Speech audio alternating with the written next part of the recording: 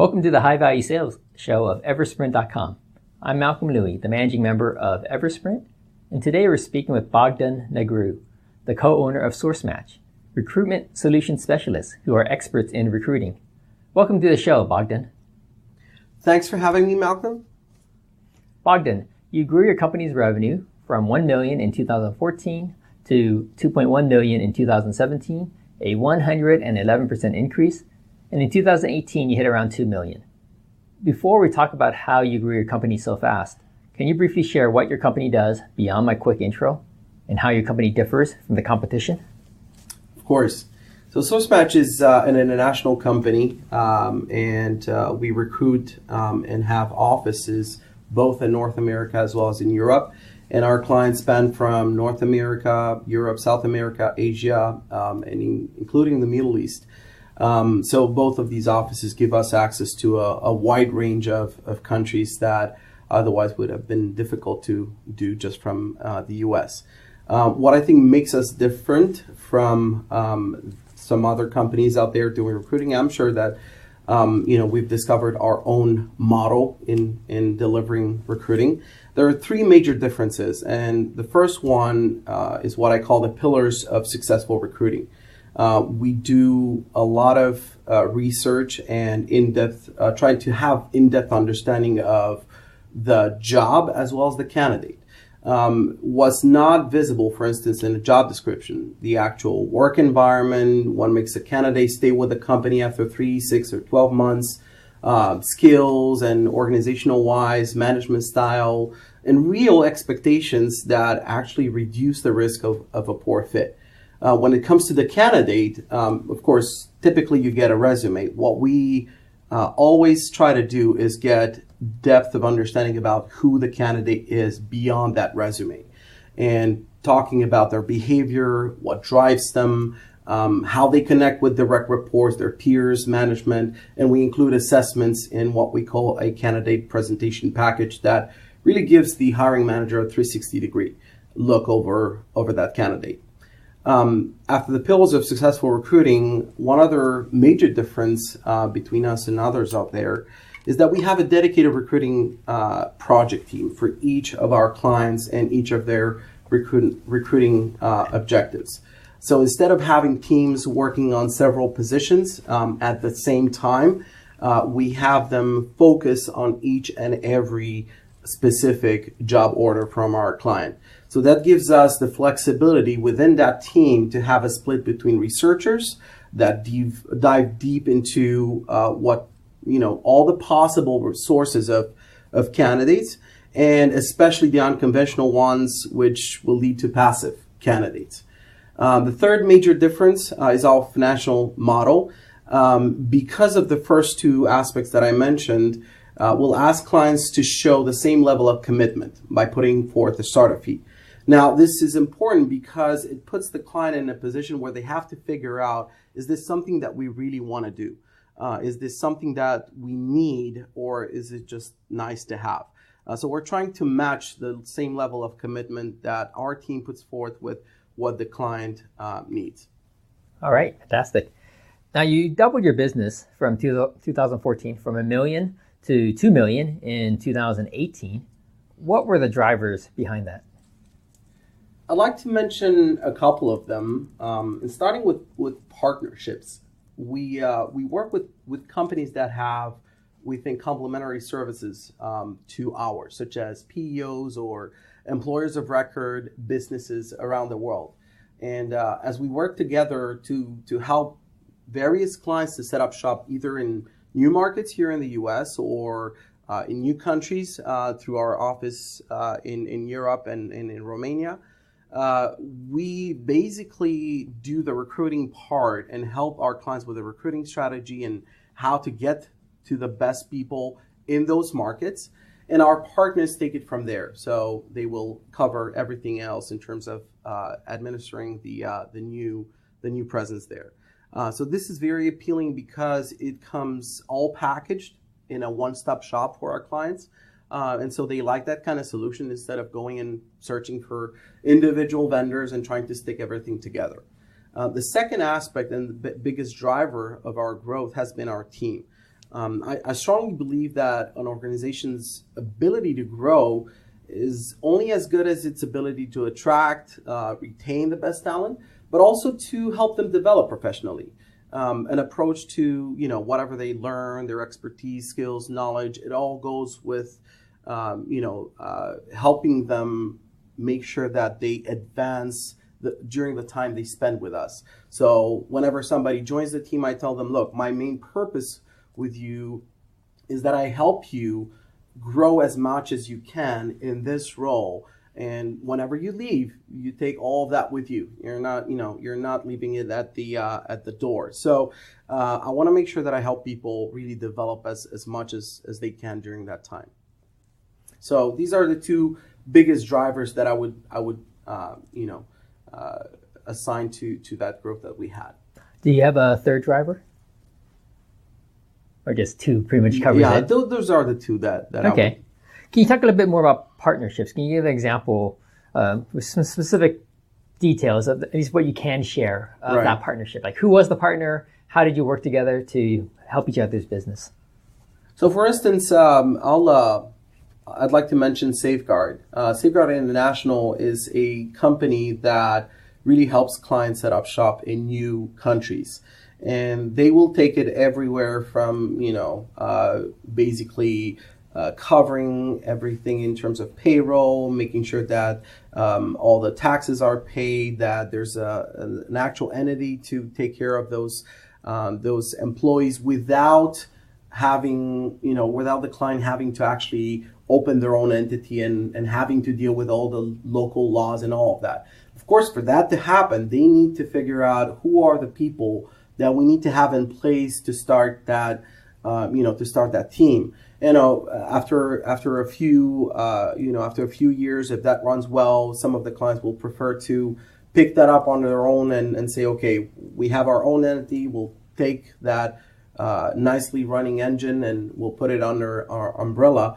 But really, this is a solution for companies trying to, get into the market and reduce the risks as they go into into those markets.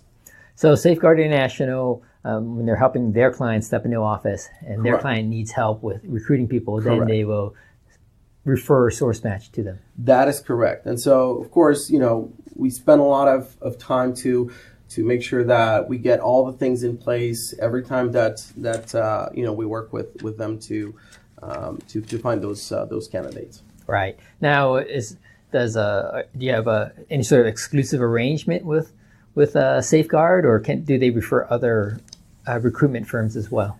They work with different companies out there, but we do have some exclusive arrangements in some parts of the world, especially in Europe, where we do have a strong presence and knowledge of the market, which is really useful to them. So okay, got it.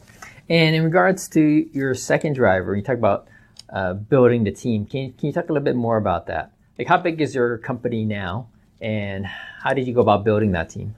We're currently at 25 people, split in between our offices in Austin and Europe, in Romania. And the way that we grew the team has been especially trying to get the right attitude in place, and then, of course, secondary, the skills needed to deliver what we have to do with our clients. One of the things that we focused on in that process, and I think that's one of the things that really paid off, is really invest in putting together development opportunities for them, starting from webinars, going towards a specific development and coaching program that we have in place. We meet every quarter and talk about their own personal objectives and all of that.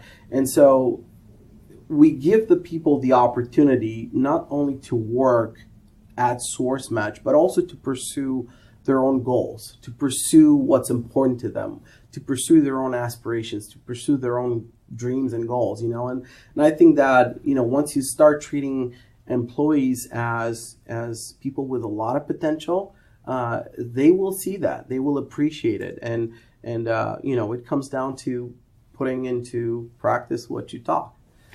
Right. Now, in terms of the people that you have in Austin and Romania, what are they doing in Austin and in Romania? Same function or different functions? Well, pretty much the same functions, and we try to be close to our clients. So the team in the U.S. will focus a lot on the clients that we have here in North America, and we try to cover these time zones as Canada and South America.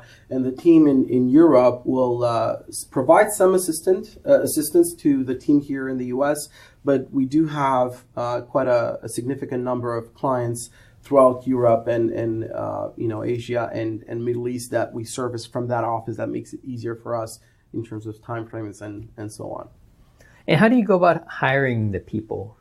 What's your process for hiring people to join your team?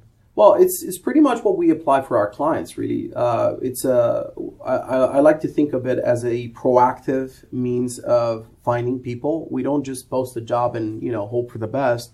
We actually go out there, contact people, try to understand where they are in their career, and if we see that there could be an opportunity for them to grow into a position that we have open, which is of course applicable to for the positions that our clients have, then we would start talking about that opportunity, as opposed to calling them and say, hey, I have a job, and trying to pitch to them something that we don't even know whether it fits into their own personal objectives and life plans, if you will.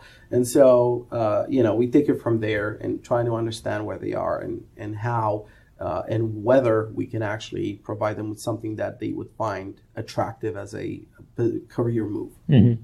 So how would you proactively find a recruiter? Are you looking for other recruiters and to get them to make a change? Would you hire right out of campus?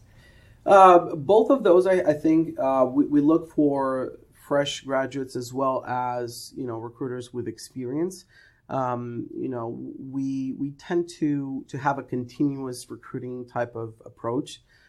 We want to make sure that we are in touch with everybody that's out there that fits the type of profile that we're looking for. And so whenever we hire, it ends up being someone who we already developed a relationship, and although we didn't hire them 6 months ago, because situations have changed for them and us as well, and now we need somebody, then we offer them that opportunity. And I think that continuous recruiting model is something that really helps every organization be proactive about how they hire people. Hire them after having developed a certain relationship, and not, when it's burning, when you need somebody yesterday in that position, and so on and so forth, because you're going to make mistakes. And so I think that anything that can help you figure out who your future employees are ahead of time, I think that will put you in a very different position when you actually have to hire them. Mm-hmm. So to hire the 25 people you have on your team now, how many did you speak to? How many did you interview before you hired those 25?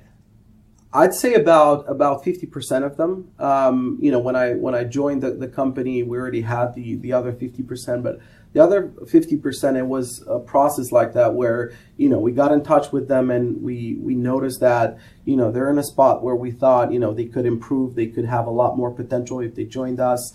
And from that point on, we kept in touch with them and reached back whenever that we had a need. But then of course it doesn't always fit with their plan. So it could be now or in 3 months when we need to make a new hire that it will make sense for them too. So it's always you want to match, right, the same level of interest and availability, of course, at the same time. Like oftentimes people, when they hire someone, they might need to talk to 100 people to make one hire. What type of ratio do you have?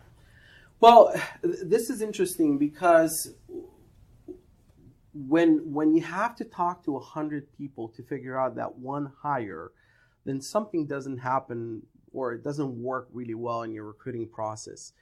There needs to be a very strong understanding of what the job is. Whenever the job isn't clear enough, you will end up having a very wide net whenever you go to looking for candidates in the market.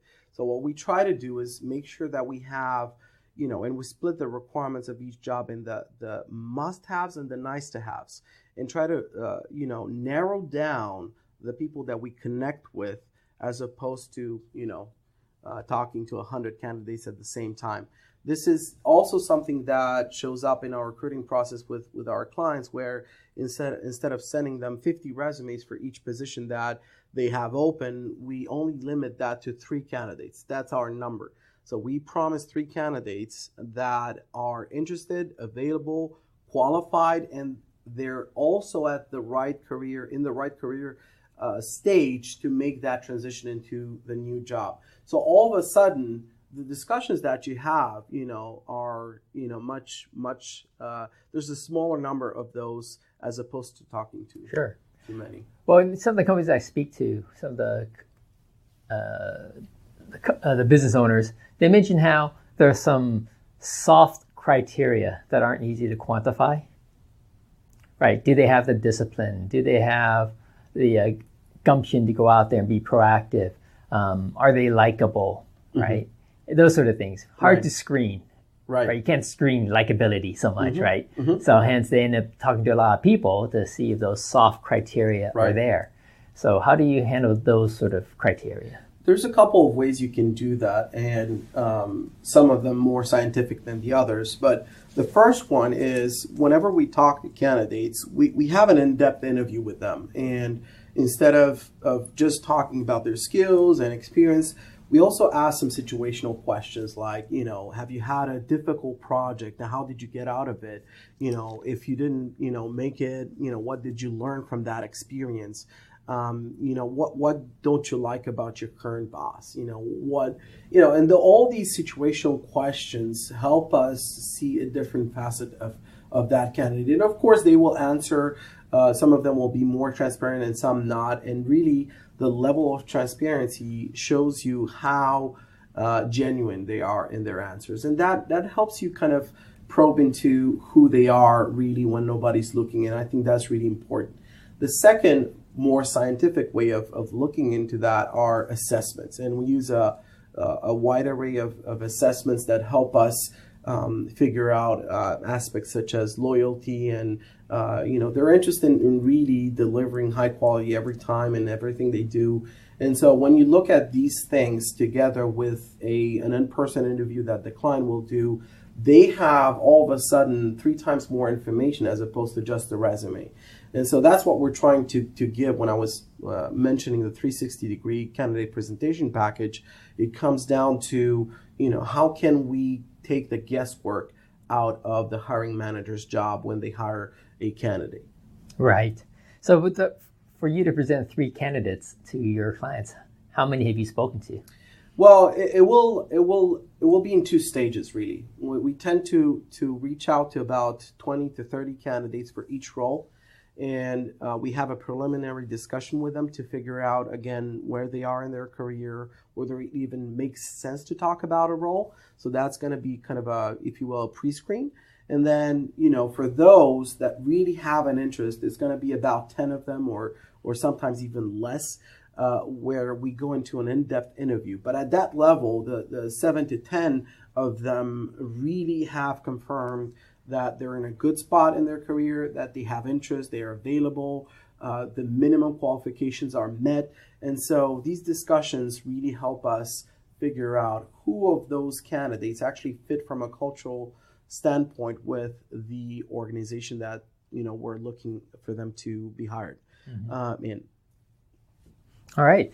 Now, in terms of when you hire people, do you hire people as you see good candidates for your business, for your own business, or do you hire people when you say I need more? Which way do you go? Both ways, and it's been interesting. I think that an organization's ability to grow is limited by its ability to attract the best talent, the right talent at the right time. And so every time that I saw somebody that has all those qualities, but we didn't have a need. However, I saw it in a couple of months. I already, I decided, okay, let's hire this person because I can see their potential. Of course, that falls upon us as a company and even our clients as they think about similar approaches to the market. I need to make sure and we're responsible to create the business around that person. It's an investment in the end that we make and the candidate will make. And so we need to make sure that, the opportunity matches and the return matches all of those interests going into that hire. So I think it's not a black and white always, but you have to have some kind of assurance that you can get some return from that position. We're not in the business of collecting great people in the business, but really to find the best people and to build a business around them. I think that's the wise way to go about hiring. Now, another company that I interviewed, a recruitment specialist as well, they mentioned how when they hire new recruiters, and they hire them pretty much right out of college and train them up. And for them, in their model, the first year, they're not making any money on the person, right? They're learning the nature of the trade. Second year, they break even. Third year is when they start being profitable for the firm. Is that your similar experience as well? Well, if we would have to wait a couple of years for them to be, for us to break even from their work, we wouldn't have a business, at least for us. I don't know about the company you mentioned, but for us, within the 6 months, our recruiters will have made a couple of placements. And for us, that's important. Now, it's true that, our business model and the way that we service clients differs. And so we have a balance that we create. So we provide recruitment in the professional recruiting model where, you have 1 or 2 positions open. And so it's an annual fee-based type of placement. But we also have clients that come and say, look, we have a great process in place to select people, and we know who they are once they get through the door of our recruiting team. But the problem that we have, some of them say, is to get enough of them through the door. And so in that case, we have an hourly model where, we put a team of recruiters in place that work as an extension of our clients recruiting an existing team. And so we supplement what we do, what they already do and works great, but we just help them, have a more, slightly more aggressive approach to identifying clients rather than, again, putting job posts out there and hoping for the best. All right. So in 2018, your revenue was flat versus 2017, about $2 million in both years. So what happened there? Well, one of the things that we have done is, and we work both with public and private organizations. And in the public sector, as you know, things can be great. And we do have customers in the public sector that we've worked for more than 7 years. And in some cases, the change of management and really sometimes really political changes affect the contracts that the state has with businesses. So that was one of the reasons why, we ended up losing some of that business. However, we basically complemented or tried to put instead of that more business on the private side. In 2017, for instance, we focused a lot on making sure that we have the right model in place. We noticed the change in what the market needs. And so, especially as you look at recruiting and the pain points of the traditional recruiting models out there.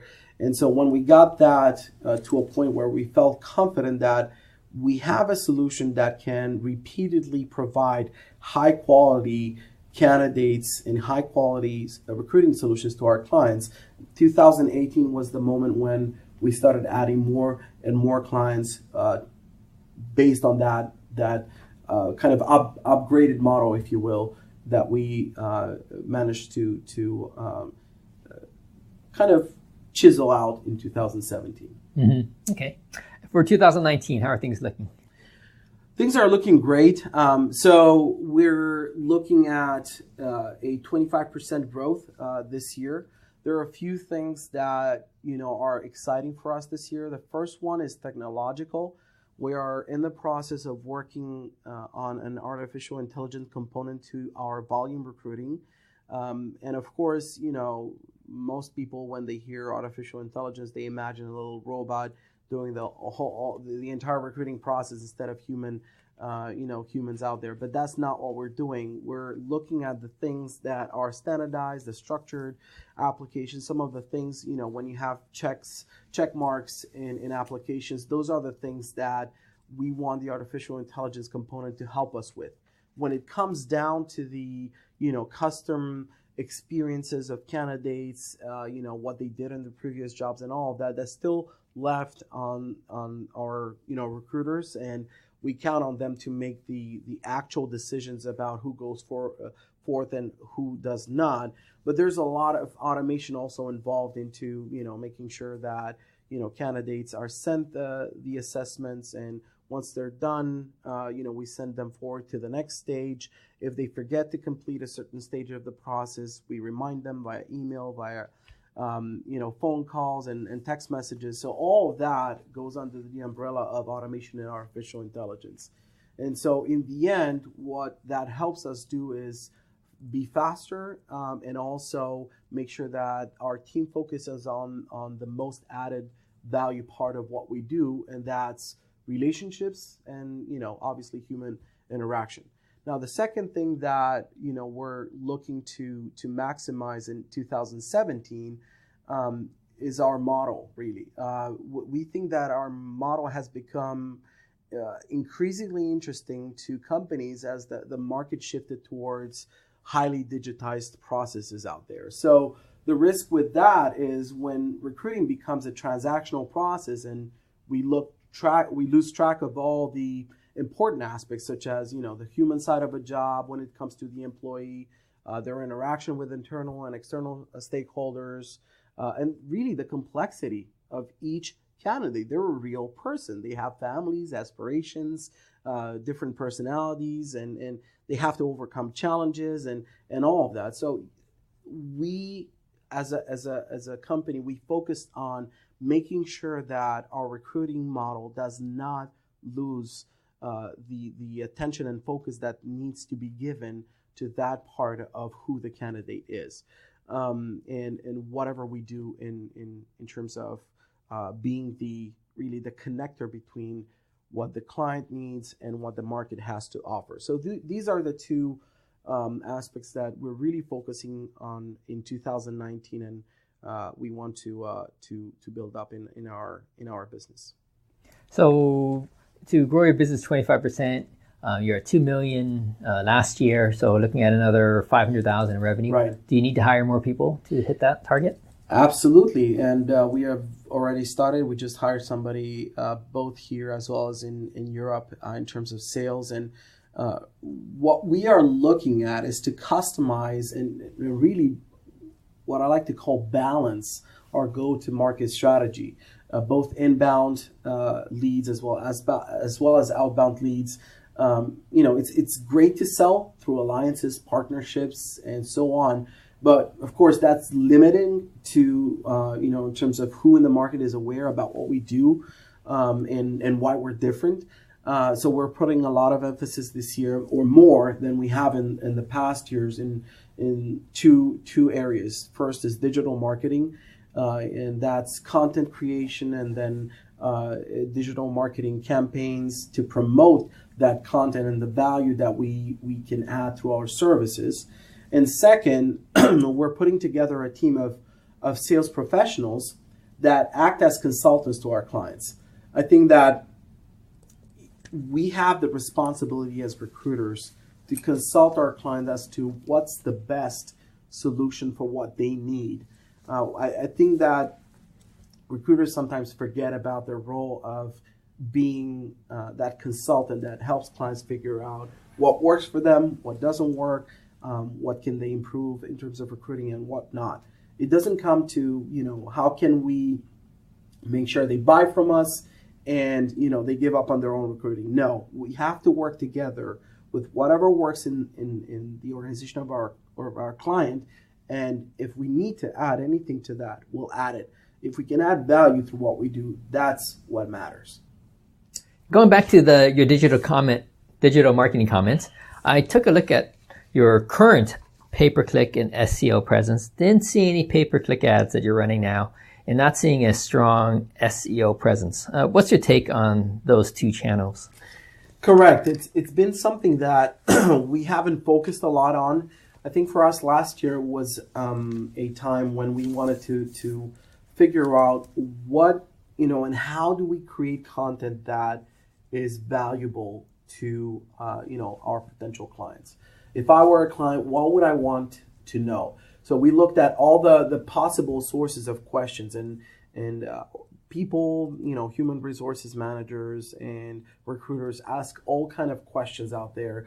Hiring managers will go out there, and director of operations or finance, they will go out there and ask questions about recruiting. So we're looking across the internet and trying to find all the questions that we notice, because that will give us a sense of what are people challenged when it comes to recruiting. What are the most important aspects to them?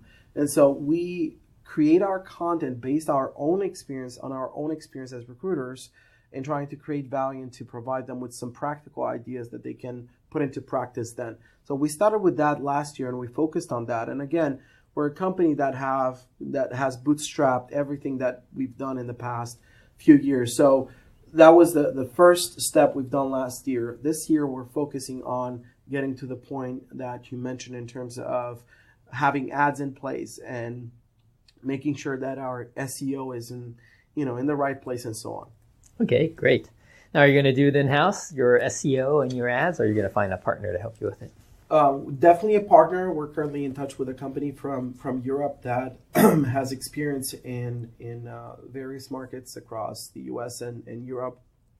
And so we're looking at working with them to find the right strategy to get both our message as well as increase the awareness in the market about what we do.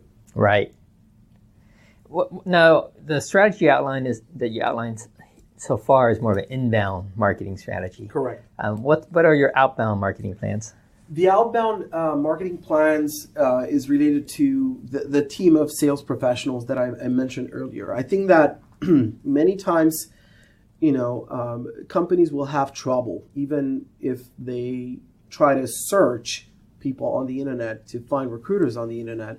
They have trouble figuring out, okay, what's the kind of recruiting partner that I need? What can they provide? How can they help us? So our team of sales professionals started basically reaching out to companies that have, either a long list of postings out there that they need to be filled. And so if you notice a company that has 10 to 15 job posts out there, they're obviously recruiting to grow and so on. So we're trying to reach out to them and to make sure that, if they're covered, that's great. And, kudos to those organizations. But in many cases, growth really requires you to have a different mindset about recruiting. And some companies will continuously recruit, and they'll have a balanced recruiting strategy. And in some cases, companies will need to hire more people, say this quarter and next quarter, to take a break. So that's when we come in and try to understand what's the need there. And if there's an added need for a short period of time, then we can add value to that as well. So based on that, our outbound strategy is really focused on how can we consult, how can we, try to uncover the need and make sure that if there's a need, we can provide the solution to that. So how will your outbound sales team do that for you? What's the plan there? Are they going to be smarting and dialing, cold calling, or? Well, some of that, but I think that, it needs to start from, the way that I think you can warm up, that kind of approach is by a couple of means. And the first one is via LinkedIn. I think that LinkedIn is a great platform. It has a lot of potential in terms of sales, but of course, one of the things that you need to be careful there, not to abuse it. I think that we lost the art of conversational connections on LinkedIn. Everything is very standard, default, and people have already, a rejection mechanism when they see those default messages. So it all comes down to how can I send a personalized message? How can I reach out to a person and they don't feel threatened? Okay, they want to sell me something. And I think it comes down to, having simple worded messages, not fancy, not anything, treat them as people, not as, your next cash cow, if you will, and really start with the purpose in mind of how can I help them achieve their objectives. And with that mindset in mind, where they see, okay, this person actually is interested in having a discussion to start with, and maybe, anything that comes after that, whether that's, we start a relationship and there's an actual need for sales, then that's great. If not, then at least we started a new relationship, and I think that's great. So I'd rather prefer, the approach to warming up and creating relationships rather than thousands of calls per month just to get some clients. It's a trade-off though, right?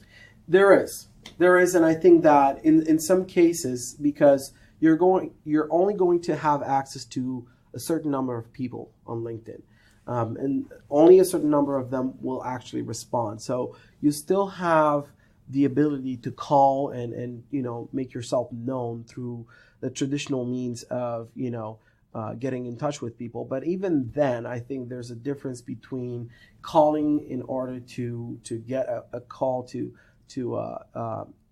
maybe get a scheduled call with them to have a first contact, rather than saying, hey, I called you, let me sell you some recruiting and all of that. So instead of just going directly with the pitch, I think that there's a strong possibility to build rapport before even getting to what do we do and what do we want to sell. Yeah. Well, I found in doing outreach for my own business, I've done both approaches, right? And doing the custom one-on-one approach, it's time consuming, right? Literally, right? I mean, to come up with a personalized message that's relevant and timely, right. It doesn't take 5 minutes, right? It could easily take you a half hour, right, to do research on the person you like to connect with and find some commonality, find something of interest that you can connect with them on a genuine level, right? Right. So as opposed to doing something that might be a bit more broader and more mass marketing, yes, right? Which your message would be not as specific, but it can still be relevant, right? Like you could do an outreach to, can I show you the best practices of recruiting, right? And you could probably blast that out to HR directors, correct, right, very quickly. And exactly. You might get a lower response rate as opposed to you doing it one-on-one and saying, hey, I see that you're currently working on this initiative from your LinkedIn post. Perhaps I rewrote a paper on this. Would you like me to send it to you, right? You probably get a higher conversion rate that way, but the time to do that is a lot more. Yes. So you have to figure out the right. I agree with you. You have to figure out the right balance between those, and I think that there's no, success formula. You have to see what works for you, and that takes time. It takes A/B testing. It takes really talking to people to understand. Okay, how do I not, create a situation where everybody's awkward in that discussion and nobody wants to talk to the other person. So I think it's important that we test what works and what does not work, so we don't end up on the do not call list. That's the last thing you want to do. Right. So now, in terms of hitting your goals for 2019, you're looking to increase revenue by $500,000. What's the biggest marketing challenge or sales challenge that you see in order to hit that target? Well, I think I would just piggyback on the idea we just talked about, that we have to find the right balance. So when you're a small company, I think you can have like tons of ideas, dozens in front of you, but to figure out which ones can actually work for you, which ones you can afford, which ones you can budget into your existing revenue, I think that's where the biggest challenge is. Because obviously you could spread yourself very thin and take 10 different approaches, but then of course results will be as spread and thin as well as what you've invested. So for us, it's really figuring out what are the top 2 or 3 things that we want to do online to make sure that we're not spreading our budget or efforts too thin. Right. Yeah, it's a limited time, limited budget, right? You'd love to do everything, but it's just not possible. Yeah. Three final questions for you. Please. So, if you were to have a billboard for SourceMatch, here in Austin somewhere, for example, where the freeways are moving, what's your message? And again, people only have about 6 seconds to see a billboard before they drive by. Well, I'd like to say that we empower our clients to access and hire the best talent in the market so they can focus on pursuing growth. That's it. It's that simple. Okay, so what words would you have on the billboard? Right, again, 6 seconds, you might only have room for 6 words. What might those words be? Streamlining access to talent. Streamlining access to talent. Okay, that's a good one.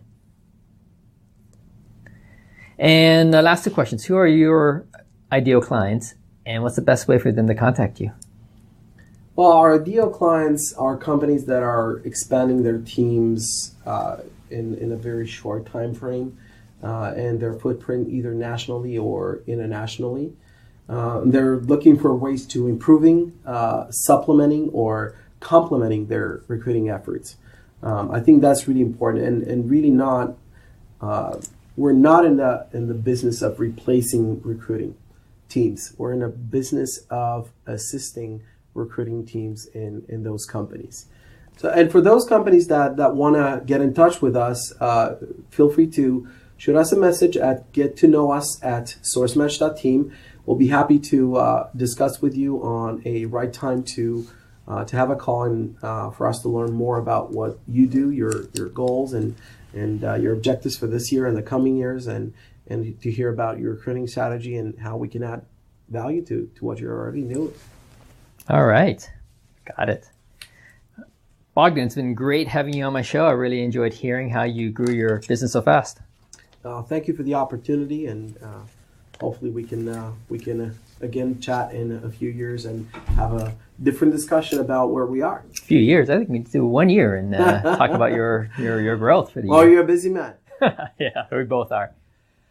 We've been speaking with Bogdan Negru, the co-owner of SourceMatch, about his company's rapid growth. For interviews with other fast-growing, high-value sales companies, or to learn how we can accelerate your firm's high-value sales through automation, visit eversprint.com.